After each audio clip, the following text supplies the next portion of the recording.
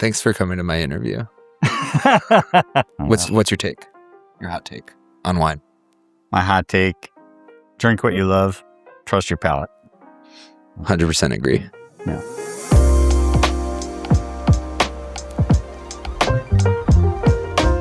There we go. We both look extra cool, right? Extra cool. Perfect. Today, I'm sitting down with Ross Maloof of Maloof Wines out of Willamette Valley, Oregon.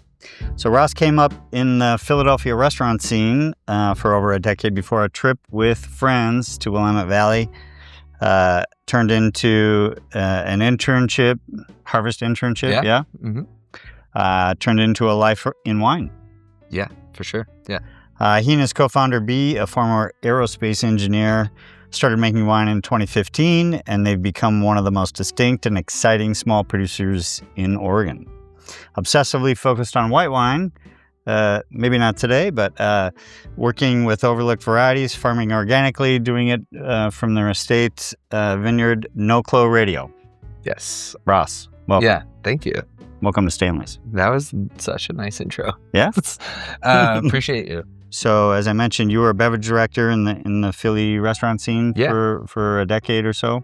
Yeah. So what was it about that world that eventually pushed you towards making wine rather than just, pouring it, selling it, talking about it? Yeah, I mean, I think it was a little bit of luck, like right place, right time, I don't know, and just sort of happened organically. But I think a lot of it for me was, I worked in hospitality, front of the house hospitality my whole life, even before moving to Philadelphia, like since I was a teenager. And I love it. It's like a big part of me. And at the same time, I think that, I was in a place where, I, in a lot of ways, kind of like had a dream job in Philadelphia, like running a beverage program for a nice restaurant group. And I don't know, I just think that Philadelphia is like in a lot of ways home to me, and it's a really lovely town.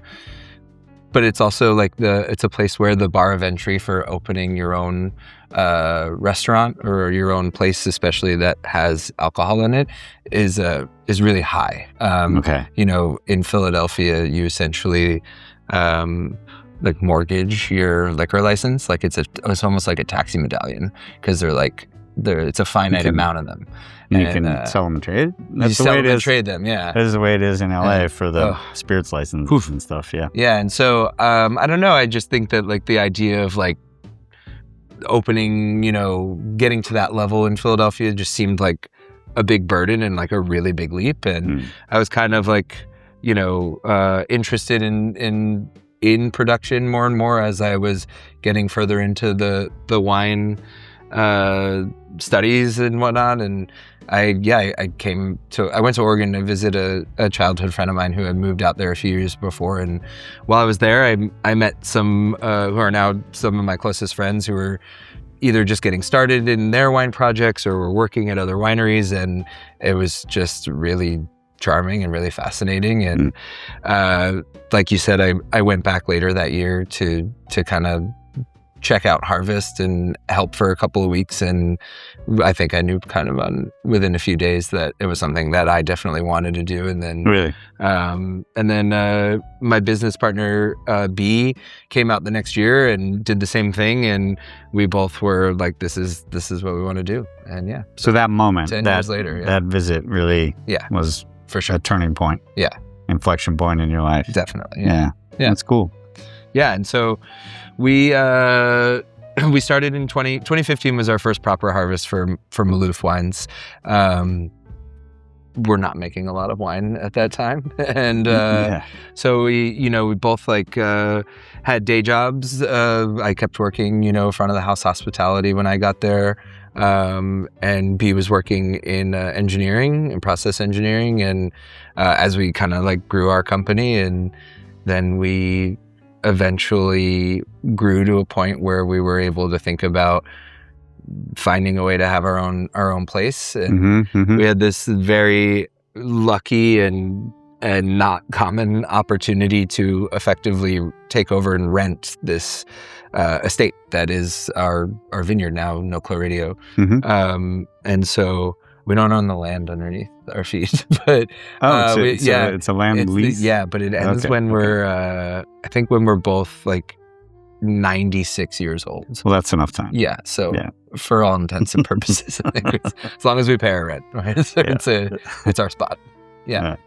So speaking about B, I mean, so aerospace engineering, you're more this front of house hospitality guy. Yeah. How do those personalities come together? Like initially, how does it work in relationship with the? Yeah. I think honestly, it's a really good match because it's a little bit of like I think we're like saying the same things, speaking a little bit different languages, you know, which is nice. I think it complements each other. I think that, you know, B is very process driven, very like science focused, STEM driven, and which makes her really well suited for being like kind of the head of the cellar, you know, and which we don't necessarily have like huge lanes that we stay in, but I think if there were some, it would be that like, you know, B is the head of the cellar, and I'm a lot of times on like the, you know, design and marketing and sales, but also I focus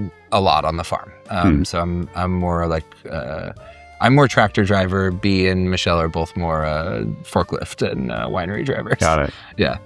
Because you know, if we think about sort of natural wine, right, and minimal intervention, there are a lot of things that can go wrong in the winery. So she keeps that from happening. The bad things from happening. Yeah, I think that a lot of people, you know, sometimes it's conflated or mistaken that natural wine production is almost like careless in a lot of ways, you know, but I think there's definitely an argument to be made, especially from, you know, someone like B who is so on it with thinking about things from a very analytical process and a basis in science, that it's almost even more important to have like a really firm understanding of what is happening in wine on a scientific level, to be able to make wine in a very low-tech, hands-off way.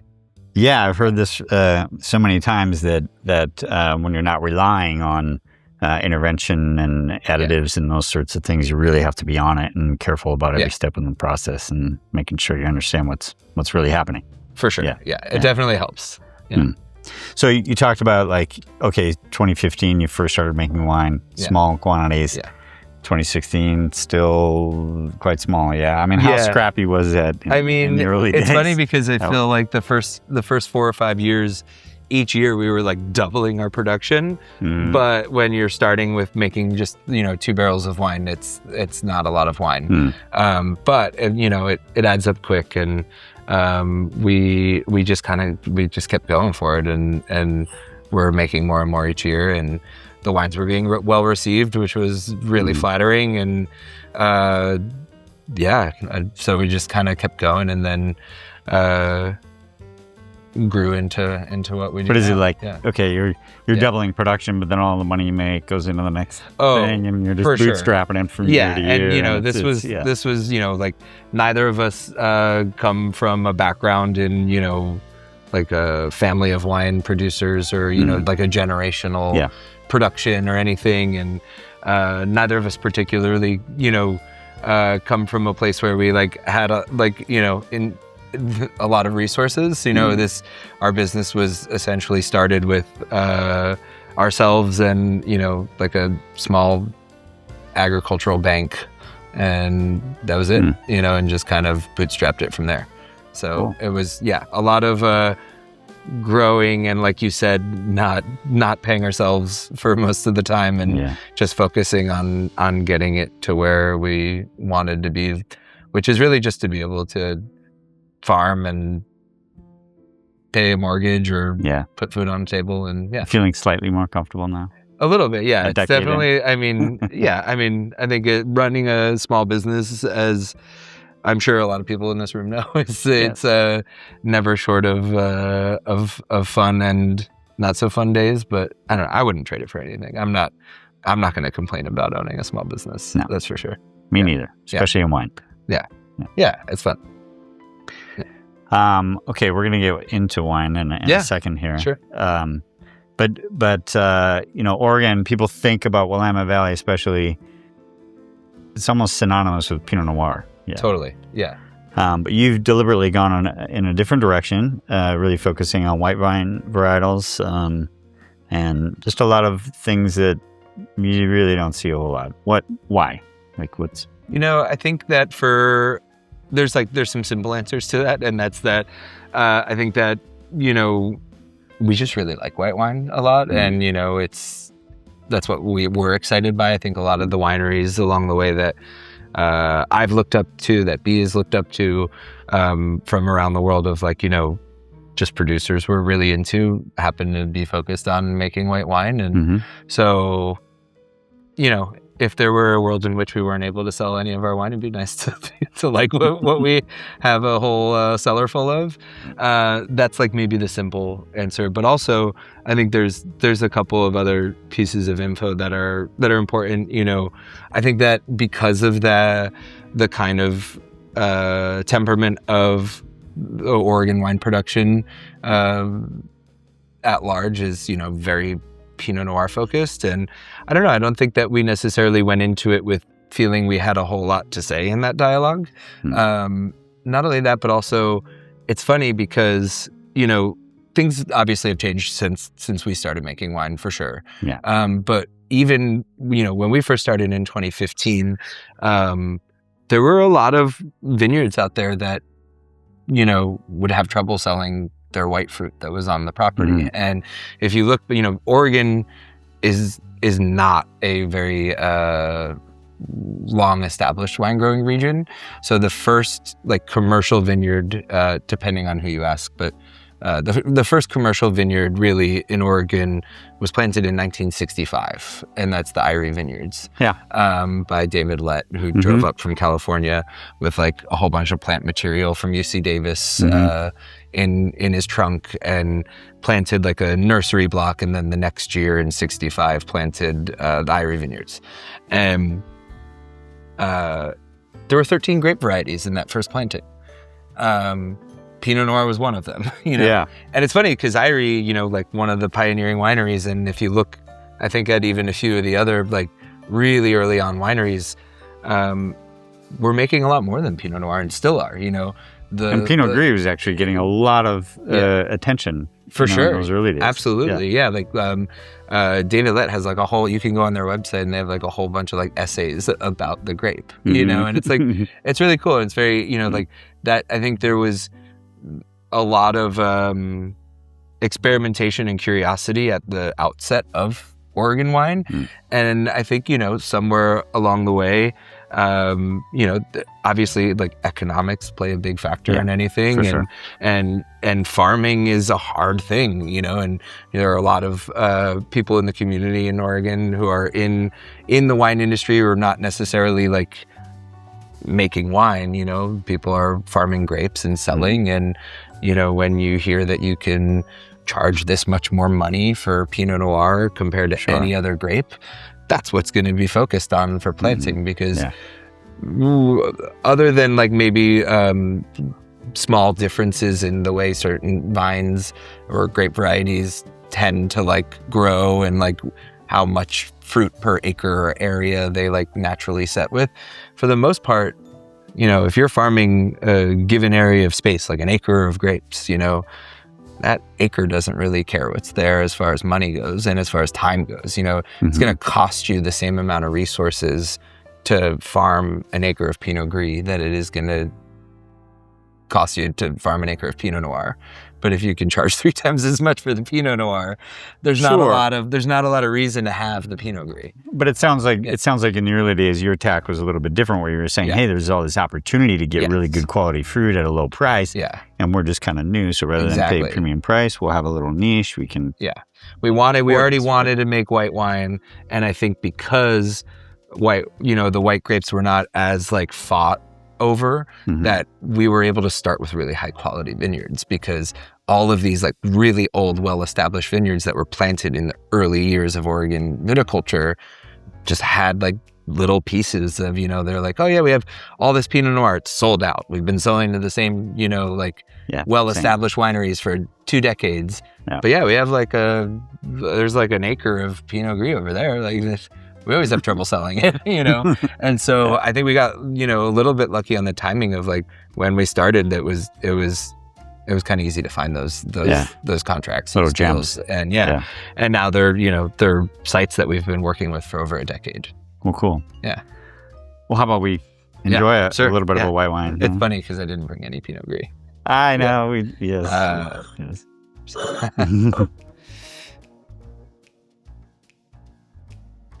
So I think Pinot Gris is something that we started making from the outset. It was our first vineyard contract was for a cuvee that we make that's called Thistle Pinot Gris. It was originally, when we started working with the fruit, that was the name of the vineyard, which the vineyard name has since changed, but we still call the cuvee Thistle. It's kind of just, we've had it for over a decade, and it's special to us. But along the way, we kind of like, we were taking on these Pinot Gris contracts and really enjoying the wine that we were making from them, and they were getting like, nice reception. And I think it was something that like evolved, and it's funny, we were talking about Irie. We really look up to Jason Lett, who is David's son. Who's been in charge of the Irie program now for probably 2 decades, maybe, I don't know. Okay. Yeah. And it's funny because they've made like really beautiful Pinot Gris from the start of their project, and take it very seriously. And not to say that there aren't plenty of other examples of really beautiful wine coming from Oregon made from Pinot Gris, but I think that there's you can say like, broad stroke, big picture, for a long time, and to an extent today too. I think Pinot Gris maybe suffers a little bit of an unfortunate fate, where it's maybe a lot of times used as like a solution to a cash flow problem, where there is all this intention and all this time and energy and resource put into Pinot Noir production, where, a lot of wineries in Oregon will say like, these are our 5, single vineyard Pinot Noirs and our reserve Pinot Noir, and, a whole cellar full of Pinot Noir. And then, kind of the business model of that is like, well, they all have to age for 2 years, and and then maybe 6 months in bottle, and they're also, expensive to make and hold and store. And so, then they all end up hitting shelves at a similar price point of, not a fly off the shelf, glass pourable or anything. And so I think it's really easy in that situation to be like, well, we could take Pinot Gris and, do a fresh press. Ferment it in stainless steel and release it in March. And then we have cash, And so I think it's like kind of, in a weird way, this like sort of race to the bottom, where you have wineries looking to use it as, like a cash flow situation. You have, that means, those wineries are in positions to only really pay a certain amount for that fruit. Yeah. So farmers are, like we said earlier, you can only really command a certain amount of dollars per ton for Pinot Gris.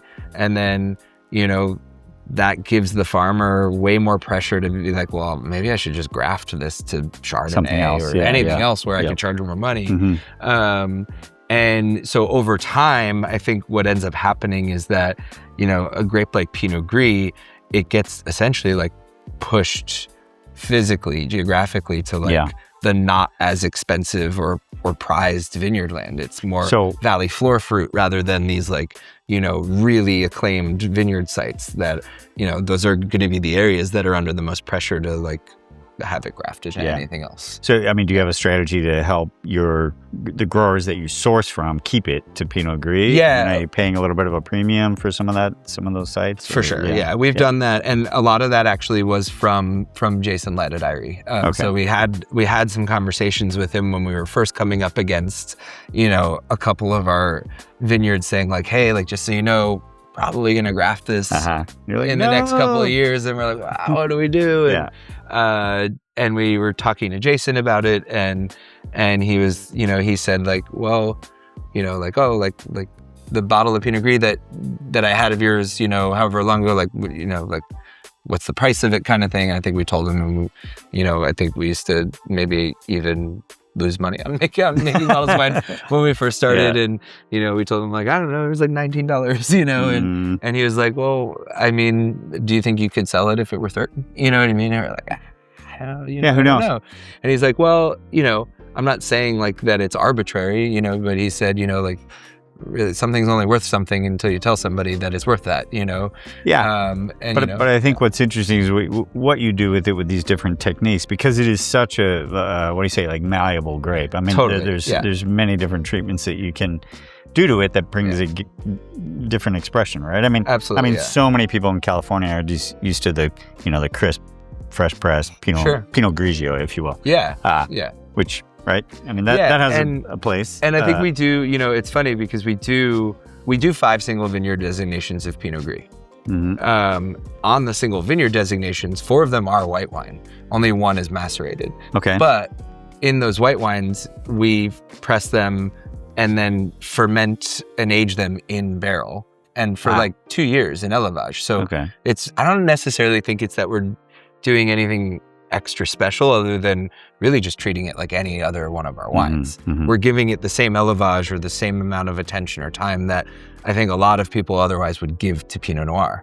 And it's also really funny too, because if you were to ask this question to Bea, who's the scientist, she would tell you that, like, genetically speaking, Pinot Gris and Pinot Noir are the exact same plants. Yeah, it's just a skin mutation. Exactly. Yeah, there's like a couple like markers or whatever in its DNA that it's like the flesh of the berry is like a little bit lighter, so it's like a light purple on the vine instead of like a really dark blue. Right. And so, but the way the plant aspirates, the way it grows clusters, all the plant functions are the same. So this idea to us of like Pinot Noir can capture terroir and all the like all the nuance. But like Pinot Gris couldn't. It's ridiculous. It has to be like a temperament thing. So I think we just slow down and treat it like any other ferment. But to the question of like the playfulness of the different processes, we do have the 5th single vineyard wine. Johan is the full Rouge de Gris one. And then we do have also a number of sites that we work with that goes into one of our larger blends. So it's funny because Pinot Gris is a grape, but if you combine the blends and everything, it actually makes up probably like 70% of our cellar is Pinot Gris. Yeah. And there's some in our red blend that we're going to have today. And, and so we've had a lot of experience playing with it. And it's funny because that mutation, the color mutation, sort of exists on a spectrum. There are sites where if you have Pinot Gris planted next to Pinot Noir, like if somebody hasn't really marked it, like if like at the right time of year, you may be like, which one, and that's a site like the one that we label as Rouge de Gris, Johan. I think that as we were kind of honing in on making skin contact Pinot Gris, that wine was actually kind of born out of the PJs, where it was being blended into PJs, and then along the way, as we were honing in on what we like to do, the barrels that were coming from that site were just so remarkably different. They weren't like higher quality or anything or better, better in some way, but we would taste them and be like, this just tastes like red wine, And so that was the statement of saying like, oh, like this is Rouge de Gris, like this is just a light red wine of Pinot Gris. It's such a you think about that not just Pinot Noir, but Pinot grapes, Pinot Gris, Pinot Noir. As this sort of like, it's not even like people talk about like, I like Pinot Noir, but there's such a spectrum. When we think about all the different clones, and and it's just such a highly mutatable vine, right? Totally, There's just these enormous range of expressions, so it's really hard to say like it is of a thing. It right? can mutate in the field, like in front of you, like in a year. Like we have, especially farming organically, we have every year we'll find berries that are like chimera berries, where literally, what is it? Explain that. like literally, if you look at one little berry on a grapevine, it will be split exactly down the middle and be red on one side and white on the other. Wow. Like it mutated half of its Interesting. grape, and it's like half of me is Pinot Blanc and half of me is Pinot Noir. It's kind of wild. That's crazy. Or plants that are just like, oh, I'm Pinot Blanc now. It's kind of wild. Yeah. So essentially, the largest like kind of breadth left to right of our wine production for the wines are single vineyard, single grape variety, and those have anytime you see the wines here on the shelf, if they just have one color pen drawing on them, that's a single grape variety from a single vineyard. And then if you see like the comic book wines with like comic book art and a fun name, these are blended cuvées. So they have multiple grape varieties, but also they're from multiple vineyard sites. Okay. These are our wines that are a shorter aging time or élevage, and tend to be a little bit, more whimsical and are also like a kind of a little bit more value drivers. They come in at a price that we're able to scale these wines a little better. We're not bound by a small acre of the grapes, and but more playful style. And then lastly, the more artistic kind of color. So then there's a couple of cuvées along the way that don't necessarily fit into those first two camps perfectly. These are watercolor wines. There's not as many of them, but these are just like very, for one reason or another, special to us, like little portions of a vineyard. They're often like these little blocks of vineyards that are quirky and have multiple grapes, but they're still like a vineyard designation for us, okay. So, this one is like our estate red wine. It's all of the grapes from this one of the 4 blocks of vineyards we have on No Clos Radio, and it's Gamay, Pinot Gris, and Gewürztraminer all together. Okay, so not single varietal, but it's also like our estate vineyard, like and so it doesn't necessarily like fall into the comic. Are there non-estate wines with these watercolor? Labels? There's a so this one is estate. So no, I mean with the watercolor, non-estate with the watercolor. There's 2 others. Yeah. Okay, we make too many wines. Okay, so let's start off with the low épicé. Yes. Am I pronouncing it correctly? Yeah, that's spot on. Great. Yeah, so this is a cuvée that we make every year. It's our only sparkling wine we're making. It's a pretty kind of just like rustic process of making sparkling wine, where we essentially make a still wine, and then soon after the fermentation, we take that wine and rack it off of its lees, and then we blend in sugar, but the sugar is essentially itself. So when the grapes first come in the door and we press the grapes, we save or reserve some of that raw grape must and freeze it in a freezer we have in the winery, and then we thaw that out and blend it back in, mix it up, and put it in bottle, and then it ferments in bottle.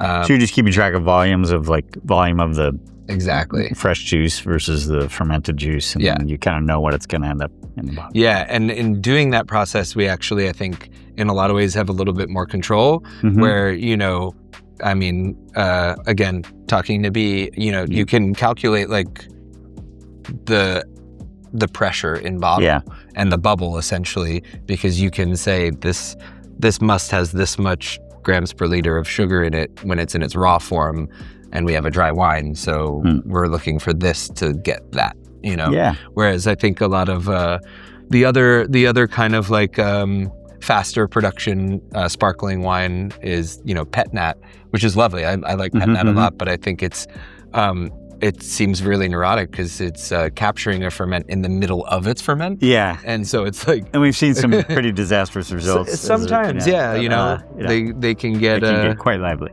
Yeah, exactly. And this seems a little bit more controllable to us. But this cool. cuvee is it's Riesling and Gewürztraminer. I love that method. And by the way, it's too hard to it's too hard for us to explain all this to people, so we still put this in the pet nat section. Oh, that's totally fine. I hope you won't. You can call it whatever you want. All right. Anyway, really lovely wine, but there is still some haziness to the wine. I mean, this is it's not completely it's not. None of your wines are filtered. We do filter our Riesling. Okay. Because it's specifically off dry. Yeah. Okay. But otherwise, stop things. Yeah. But otherwise, no, it's unfiltered, and all of our wines are not manipulated. Where it's just all of the wines from Maloof have 2 ingredients: certified organic grapes and sulfur, and that's it. That's it. Yeah. Great. Yeah. Love this wine. It's got this floral character from the Gewürztraminer right off the bat, but it's not overbearing. It's not like too much, right? Yeah. Yeah. Super refreshing, really fun. We've carried this for quite a while. Glad to have it. So you talked about No Clo Radio earlier. It's the name of the estate, the vineyard, both? Yes. Yeah. Everything? Kind of all of it. Yeah. Okay. And this wine is actually from No Clo Radio. It is. Riesling? Yes. Tell us about the wine and about No Clo. Yeah, of course. So our the vineyard that we took over, we talked about earlier, it's actually one of the older commercial vineyards in Oregon. It was planted in 1973, not that long after Irie, which we were talking about. And it actually, at the time that the winery facility was made, it was actually the 11th licensed winery in the state of Oregon. Wow. So now how many are there? Hundreds? I think 1,200, 1,300, something like that. That's amazing. That's a lot. And granted, some of those licenses are like multiple licenses in one building, but still, it's a lot more now. Yeah. So this is honestly about as old as plant material gets in Oregon. So we have a lot of like really beautiful old like kind of grandpa vines that have moss growing all over them, and it's really special. It's cool. That's awesome. So this is a 100% Riesling. We ferment it in larger oak barrels, so like 500 liter is a little over double the standard size of a barrel, and we've fermented in those barrels, and then we usually bottle these pretty young in the spring because we want these wines to have like a little bit of sugar on them, not to read as like a sweet wine by any means, but I think that that's kind of comes with the territory of Riesling of like where does sweetness lie, and we try to just go for balance. So we don't want the wines to taste like they are sweet wines. Yeah, and I don't think this does at all. It does. It doesn't.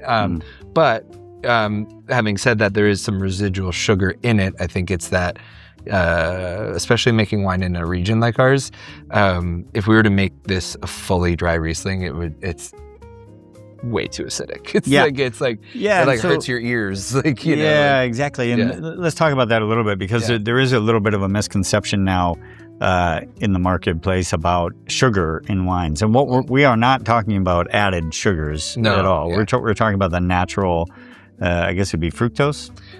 Could be glucose and fructose. Okay. Usually we measure them together. It's a lot harder to separate. Total soluble sugars, exactly. I guess you call it. Yeah. Okay. Yeah. But they are naturally occurring. In other words, the only way to get to a dry wine is to ferment the sugars that are naturally existing in the grape. All the way. The way. Yeah. And so this is just saying, hey, we haven't fermented it to complete dryness. Right. But it's all naturally occurring sugars. Totally, yeah. Exactly. Yeah. So when people talk about sugar in wine, unless we're talking about wines that actually add sweeteners and things to them, at least when we talk about natural wines, like at Stanley's, totally no additives in any of our wines. It's just residual sugar that's left. For sure. Yeah. Okay. Yeah. Great. But anyway, this wine, I think it's really beautiful. The aromatics are so spot on Riesling. I mean, it's got a hint of that little, that petrol note that people sort of look for. So it definitely tells you right away I'm Riesling. Yeah. But the palate is so, I mean, there's a lot of terroir expression in the wine.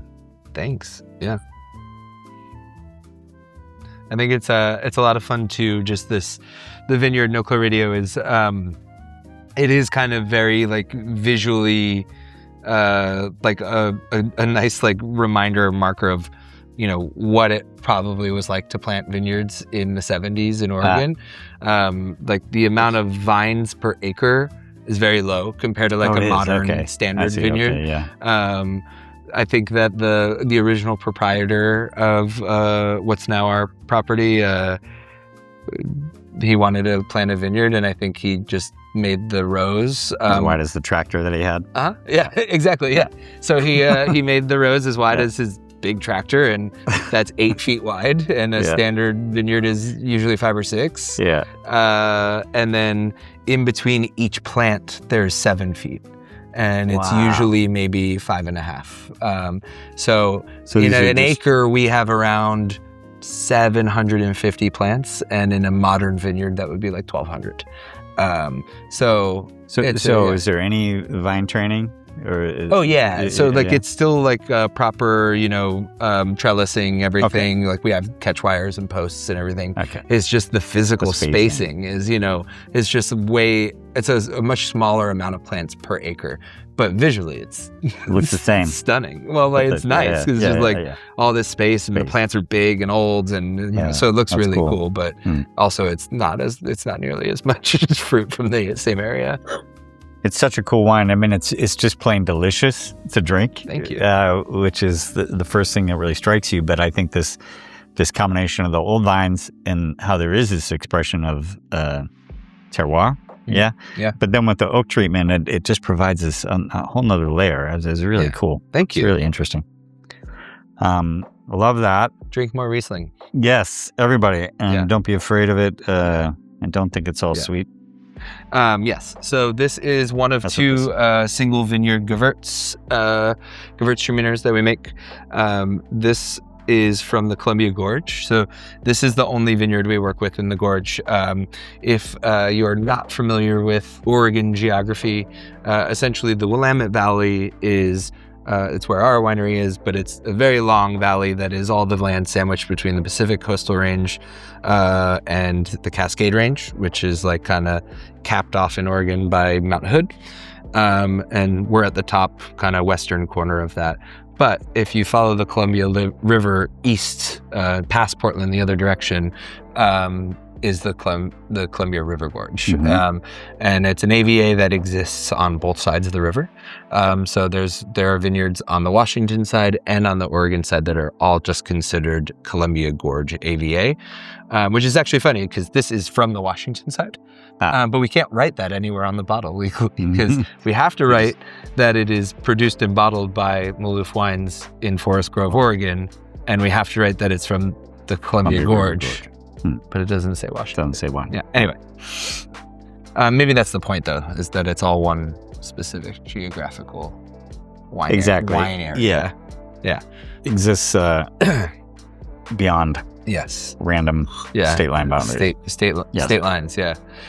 So this is fully macerated, and by that I mean we ferment this wine on its skins, and when we make skin contact wine, we ferment AKA orange wine. Orange wine, we ferment it. We keep the skins and the solid material with the fermenting wine until the fermentation is complete. So from year to year, that can fluctuate because we're fermenting natively with ambient yeasts. This cuvee tends to be one of the quicker ones, just given when it comes into the cellar and just like it's a very, very healthy, happy old vineyard. It usually ferments in about 3 weeks.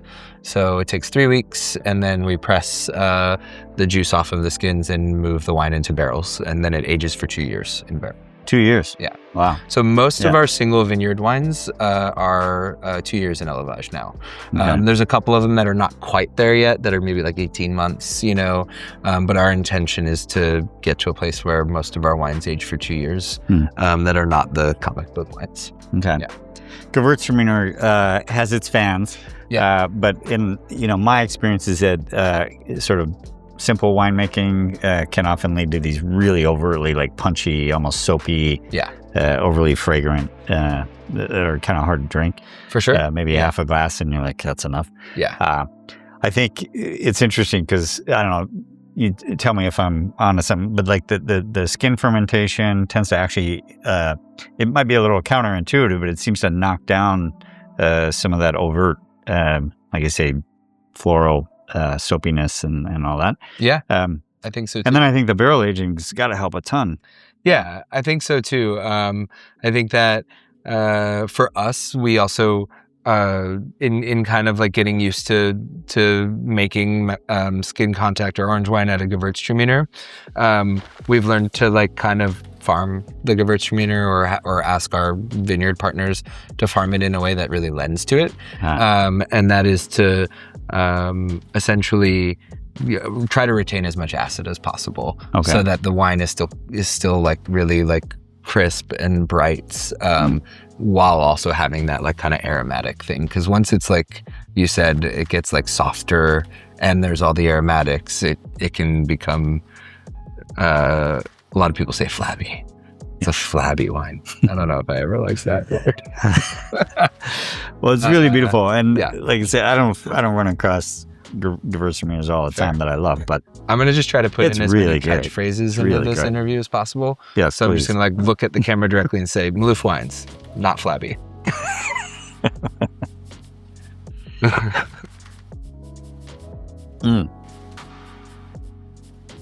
All right, it's not this wine, but you do have spinning this whole time. Mostly, yes. Hey, to each his own. Me too. It's not this wine, but you do also have a Gewürztraminer out of No-Clo Radio. We do, yes. And that's from really old vine material, yes, is my understanding. Yeah. But is it kind of like, do you really know it's Gewürz? Or is it maybe Gewürz, maybe something? Yeah, I mean, we haven't like had it like necessarily DNA tested, but that is like kind of the fun and exciting part about farming a vineyard that was planted as long ago as this one was that when Oregon viticulture was at its start, people were getting plant material from all sorts of places. And it turns out there's definitely a lot of people running around in the early 70s selling plant material to farmers, saying things were some things, but they weren't that. And as far as we can tell, based on like notes that we have from the original proprietor and the plants that are there and where the vineyard is, all of the plant material that was used to plant the first two plantings at our vineyard, that like which is about half of it, in the early 70s, were from we call them suitcase clones or suitcase cuttings, which are plant material that is brought into the U.S. oftentimes quite literally in a suitcase, because you're not supposed to travel internationally with plant material. Right. So somebody brought back some cuttings from Alsace? Colmar. Somewhere in Alsace, and brought the plant material there and propagated and planted our vineyard. So it is some type of traminer. Okay. So, it definitely. So, I'm forgetting the correct word, but just physiologically, when you look at the leaf and the vine, it looks different. It looks okay. It looks like Traminer or Gewürztraminer. Ampiology. So, yes, there you go. I think you got it. I should know that. Yeah, me too. You can identify grapevines largely by looking at leaves of grapes. Yeah. I'm not great at it. There are a couple of like telltale signs though, that are like really cool, like tricks to have in the back of your pocket, you know, if you want to like, I don't know, impress your friends. Yeah. Well, very good. Yes. All right. Next up, we have Where Your BJ's At. Yes. Is that right? A wine that we are proudly pouring at the bar at the moment. Oh, perfect. So you can enjoy this every day of the week. So before we get into that, we talked about the comic book labels, right? Yes. And so we have like Where Your PJ's At, Wax On, Wax Off, right? These pretty playful names and labels and things like that. So it is a bit humorous. I mean, but like, tell us about that. Like, what's behind the names, the labels? I think that for us, we've always, we love wine, and we certainly take what we do maybe too seriously sometimes, but I think that we've always wanted to make wines that remain whimsical and fun to drink and accessible and approach things with the level of curiosity and I think these wines, the blends, have been just a real fun way of like keeping that curiosity along the years of like not just making the exact same wine every year over and over, which does have its benefit. Like we're, in a lot of ways making the single vineyard wines, single variety wines, we get to more and more intimately know each site and like learn, year to year the changes and what the plants want and how to like kind of tinker and make better wine. But also this is just like almost more of like a playground mode. To like really have fun. Cool. So this is a cuvee that is 80% of the wine is skin contact Pinot Gris, and then 20% of the remaining 20% is white wine barrel fermented Riesling. So similar to what we just had. Yeah, exactly. Yeah, and a couple months ago. And so it has the functionality of a rosé. It's skin contact Pinot Gris and Riesling blended. So it ends up looking like a rosé. It could be considered orange wine. I don't know. On the back of the bottle, it says Bluge ? Yeah. That's all the rage term at the moment. Yes. I'd like to put it out into the world that I want to bring the term blush back. Blush. I like this. Yeah. That's going to be actually my hot take at the end too. We're going to do a bunch of hot takes at the end. It's really interesting, for I tell you, we get the sort of natural wine curious coming into the shop, and it's such a great first of all thing to put in front of them that they can taste and be like, what is this? Because it does defy category, right? It doesn't really fit neatly into people's minds about like, that's white wine, that's rosé, this is it's just something different and unique. And they can tell that right away, right? But then it's a good conversation to have too, right? Because it's a bit like, not that this is not like you're the first person to do this, or it's a brand new thing, but this sort of like, there's no sort of rules about it, and let's just do it makes sense to us. Exactly. Again, it was like super delicious and like easy to drink, but this vintage seems like it's got a bit more spice to it. Yeah, a little more structure, a little more kick. 24 was a vintage that I think we had like a lot of when you're doing skin macerated wines, especially if you're including like the stems that are around the grapes. A lot of times, depending on where how hot of a year it is, the plant can like kind of lignify in a way that it has a pretty big spectrum of what that plant material in the ferment is doing. And a lot of times vine, exactly. Yeah, like the stems. Yeah. And it can range from like being like spicy and peppery to like really like fall flavor, kind of like materized leaves and stuff, or sometimes it's a bit benign, right? Like I'm not really adding too much to it. And and I think this is a year where it like definitely punches through and it's like spicy and fun. Yeah, it's cool. It's like I say, it's still really flavorful and delicious, but it has that structure and that little spicy kick. It's not overwhelming, but it's just I notice. Yeah. Well, very good. And we have one more. We do.